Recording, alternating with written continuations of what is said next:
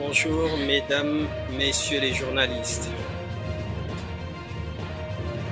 Je ne saurais commencer mon intervention sans parler de nos deux camarades sous mandat de dépôt aujourd'hui au niveau de la prison de Rebeuss, à savoir Massata Samb et Mamadou Niang.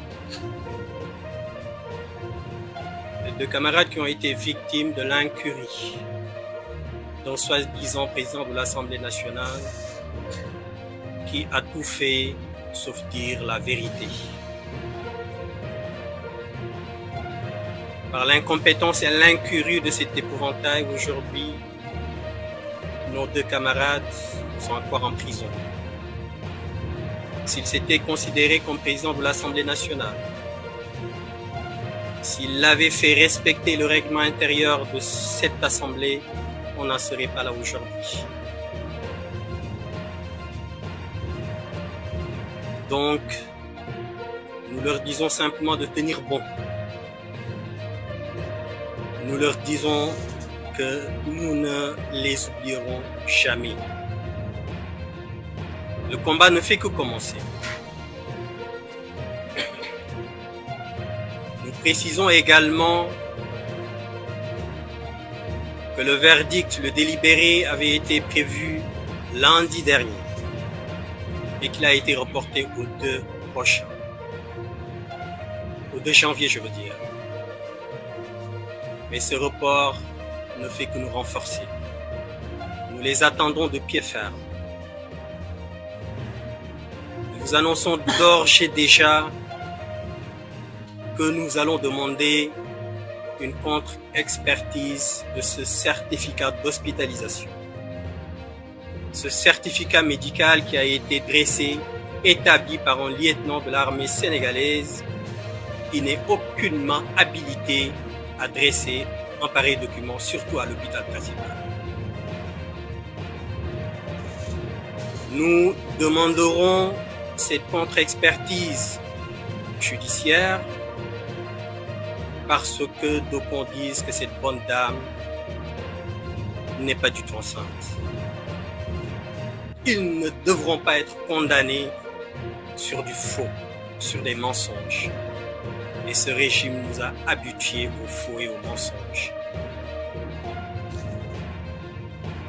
L'affaire de Adji Sarr en est une illustration.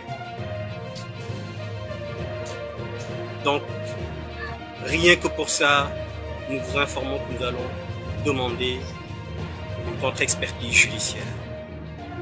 Donc, à nos deux camarades, nous leur demandons de tenir bon et que le combat ne fait que commencer. Avant d'avancer dans mes propos, il me plairait également de revenir sur la justice au Sénégal. Cette justice qui est aujourd'hui utilisée comme un bras armé du régime. Cette justice qui est chargée de bâillonner les opposants, de matraquer, d'emprisonner le bas peuple et de s'ériger en bouclier pour le régime et ses acolytes. Nous demandons et nous précisons à ces magistrats que l'impunité devra cesser. L'impunité devra arrêter puisque le régime de Macky Sall sera bientôt terminé. Et nous allons recenser toutes les affaires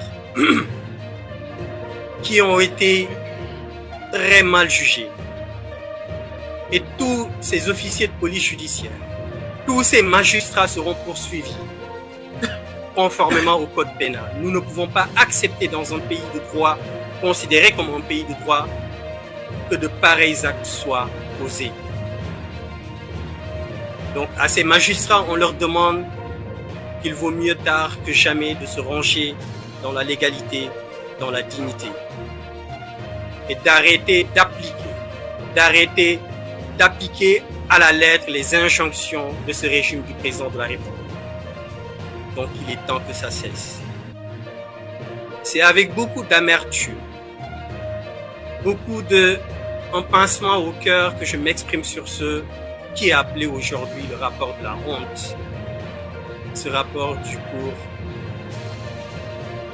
des comptes, de la Cour des comptes. 1000 milliards ont été mis sur la table, comme l'a rappelé tout à l'heure mes prédécesseurs, pour lutter simplement contre la mort, pour sauver des Sénégalais, pour leur permettre de vivre, pour leur permettre de rester auprès de leurs enfants, pour leur permettre de rester auprès de leur famille. Et pendant ce temps, ces 1000 milliards qui étaient destinés à lutter contre la mort, certains ministres sans vergogne, sans scrupules, se sont servis comme de vulgaires malfrats. Et cela ne nous étonne pas de ce régime. Avec un président de la République qui avait juré la main sur la Constitution qu'il n'allait jamais nommer son frère par décret. Quelques mois après, s'est dédié à nommer son frère et ce dernier a fait un massacre sur les contrats des ressources naturelles de ce pays. Avec un président de la République qui, depuis son accession au suffrage suprême, fait la promotion de la corruption, de l'injustice. Comme vous avez pu le constater, ce régime est rythmé par les scandales. La liste, elle est longue, comme l'autoroute Ila Touba. On ne saurait prendre le temps de lire, de vous donner la liste de tous les scandales qui ont été révélés lors de la gouvernance de Macky Sall. Aujourd'hui, c'est ce même président qui, suite au rapport de la Cour des comptes, demande à son Premier ministre d'examiner avec attention les informations publiées par ce rapport. C'est ce même président qui demande à son Premier ministre d'examiner avec attention les recommandations des magistrats de la Cour des comptes. Au lieu de demander tout de suite l'autosaisine du procureur de la République, il essaie de gagner du temps, comme à son habitude, pour essayer de divertir, afin que le Sénégalais puisse passer à autre chose, en ayant entre-temps allumé des contre-feux. Mais nous lui disons que ce rapport est la goutte d'eau de trop. Ce pays ne peut plus continuer à être dirigé de cette façon, à être dirigé par un régime qui s'adonne à la kleptocratie, par un régime qui fait la promotion de la corruption, comme je l'ai dit tantôt. J'ai été la semaine dernière au tribunal, au palais de justice, pour assister au procès de nos deux camarades. Il ne s'agit pas, mes propos ne vont pas vers une promotion, une légitimation du vol ou de la corruption. Mais ce rapport me permet de préciser le décalage qui existe entre le traitement entre les Sénégalais. J'ai assisté la semaine dernière, comme je l'ai dit tantôt, au tribunal, au palais de justice, à des Sénégalais qui ont été jugés pour certains. Mais deux m'ont frappé. L'un a volé 20 000 francs dans les bus Tata et il a écopé de 6 mois de prison ferme. L'autre a volé 180 000 francs CFA. Il a écopé d'1 an de prison ferme.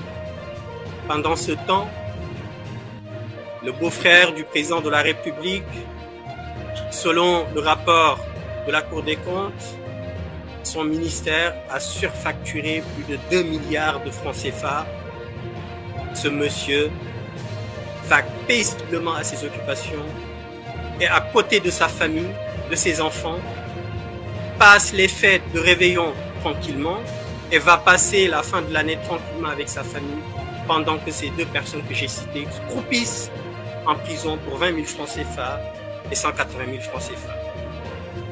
Pendant ce temps, le loser de Yoff continue lui aussi à vaquer à ses occupations. Lui qui est incapable de justifier des dépenses de plus de 49 millions. Et que dire de Moustapha Diop? Où sommes-nous? Sommes-nous dans une république ou bien dans une république bananière? Je pense plutôt que nous sommes dans une république bananière. Mais ce qui m'inquiète le plus, c'est qu'en fait le peuple a l'air groggy. J'ai l'impression que le peuple sénégalais est insensible à l'injustice. Il convient de rappeler que ce pays a été bâti sous le travail, sous l'endurance, sur la pugnacité, avec le don de soi de nos vénérés chefs religieux, Seydi Hadji Malick Sy, Serigne Touba Khadimou Rassoul, Baye Niasse, Mame Limamou Laye. Tout le travail qu'ils ont fait, le président de la République est en train de les anéantir. Nos valeureux guides religieux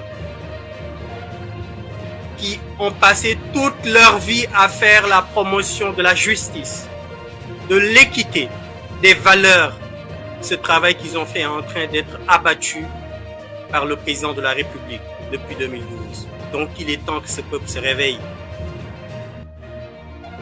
Quand nous avions annoncé le concert de casserole au 31 décembre, certains esprits chétifs se sont adonnés à un discours moralisateur sans fondement, en nous disant que c'est une occasion ou bien c'est tellement républicain qu'on ne peut et on ne doit rien faire. Nous le rappelons que le président de la République depuis 2012 fait une adresse à la nation. Maintenant, c'est à la nation de lui adresser ce qu'il pense de sa gestion. Donc nous invitons tous nos compatriotes, nous invitons tous les Sénégalais sur le territoire national et de la diaspora de faire ce concert de casserole. Pour rappeler au président de la République que s'il est là, c'est parce que les Sénégalais l'ont voulu. Et maintenant, les Sénégalais ne veulent pas de lui. Il est temps qu'il s'en aille avec son régime.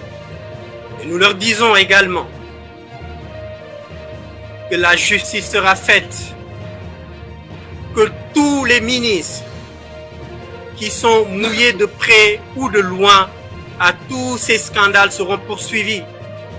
Il ne s'agira pas d'une chasse aux sorcières, mais il s'agira simplement de faire appliquer le droit. Il s'agit simplement de faire appliquer la justice.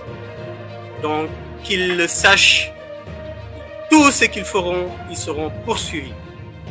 Même si le président de la République...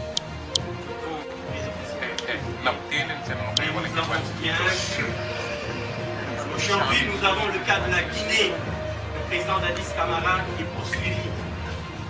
Donc, il considère qu'il pourra être poursuivi. Il a intérêt à limiter la casse avant que ce soit trop tard. Donc nous appelons à nos concitoyens, aux Sénégalais, de répondre présent le 31 décembre et de répondre présent le 30 pour le rassemblement qui va être tenu avec la société civile. Parce que c'est extrêmement grave. La République est à terre. Nous ne pouvons pas accepter cette situation. Je vous remercie.